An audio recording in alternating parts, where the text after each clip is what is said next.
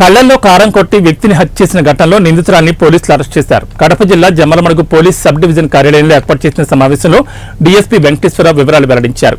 ఎర్రగుంట్ల మండలం చిలమకూరులో శివరామిరెడ్డికి అరుణతో సుమారు 2 ఏళ్ల నుంచి అక్రమ సంబంధం ఉండేదన్నారు. అదే మహిళ సంవత్సరం నుంచి తన ఇంటి ఎదురుగా ఉన్న అద్దెన్నతో కూడా అక్రమ సంబంధం నడిపిందని తెలిపారు. ఈ విషయంపై శివరామిరెడ్డి అరుణ ఆదెన్నను తీవ్రంగా మందలించినట్లు తెలిపారు. మనసులో కక్ష పెట్టుకున్న ఇద్దరు శివరామిరెడ్డిని చంపాలని పథకం వేశారు. ఈ నెల 15వ తేదీన అరుణ తన ఇంటికి రమ్మని శివరామిరెడ్డిని పిలిపించుకుంది. ఆయన ఇంట్లోకి రాగానే కళ్ళల్లో కారం చల్లి తాడుతో మెడకు బిగించి చంపేశారన్నారు.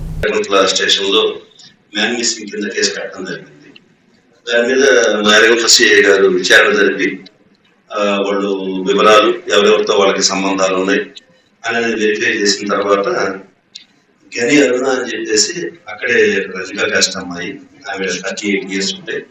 ఆవిడతో ఇతనికి అక్రమ సంబంధం ఉన్నట్టు, ఇల్లీగల్ కాంట్రాక్ట్స్ ఉన్నట్టు తెలుసుకొని ఆమెని విచారించడం జరిగింది. ఫస్ట్ ఆవిడ మాకు తెలియదు అని చెప్పి చెప్పడంతో మా సిఐ గారు సెల్ టవర్స్ అవన్నీ తీసుకొని టెక్నికల్ డేటాతో దాని గురించి విచారణ సాగిస్తూ ఉండగా ఆవిడ వాళ్ళ విలేజెస్ దగ్గరికి వెళ్ళి విఆర్ఓ గారి దగ్గరికి ఇట్లా మళ్ళా పోలీసు వాళ్ళు మళ్ళా నన్ను చూసుకోవాలనే ఉద్దేశంతో వెళ్ళి నేను ఆదరణ అంటే జగన్నాథం ఆదరణ అని ఆ ఇంటి ఎదురుగానే ఉంటాడు, ఎరుకల కమ్యూనిటీ అతను.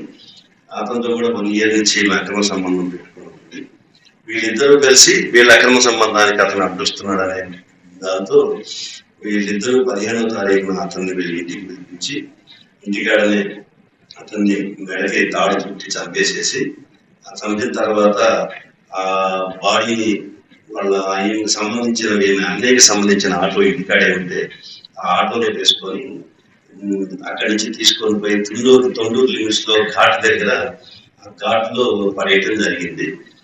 వాళ్ళు చేసుకుంటా ఉన్నారు. 2 days వీళ్ళు డిసీజ్ ఎవరైతే శివరామిరెడ్డి ఉన్నారో ఆయన భార్య వాళ్ళు వెతుక్కొని మాకు రిపోర్ట్ ఇవ్వడం జరిగింది. దాని మీద విచారిస్తున్న తర్వాత ఆమెను విచారించిన తర్వాత బాడీ ఎక్కడ పడేసామని చెప్పి చెప్తే నిన్న మా పోలీసు వారికి ఆ తొండూరు లిమిట్స్ లో ఉన్న ఘాట్ దగ్గరికి వెళ్ళి ఎక్కడ డెడ్ బాడీ పడేశారో అక్కడ చూడటం జరిగింది. అక్కడ డెడ్ బాడీ వెళ్ళిపోయిన స్థితిలో ఉంది. దాని మీద ఆవిడని అరెస్ట్ చేసి ఈ రోజు రిమాండ్ పంపిస్తున్నాం. ఫోరెన్సిక్ ఆఫీసర్స్ కూడా వస్తూ ఉన్నారు. ఇంకా దీనిలో ఫర్దర్ ఎవిడెన్స్ చేర్చాల్సి ఉంది. నేను అందరికీ అపీల్ చేసేది ఏంటంటే ఎవరైనా మన ఇంట్లో ఒక వ్యక్తి ఒక రోజు కాకపోయినా సరే ఇమీడియట్ గా లోకల్ పోలీస్ స్టేషన్ అప్రోచ్ కానీ అప్రోచ్ అయితే ఇమీడియట్ గా ఇన్వెస్టిగేషన్ చేస్తాం.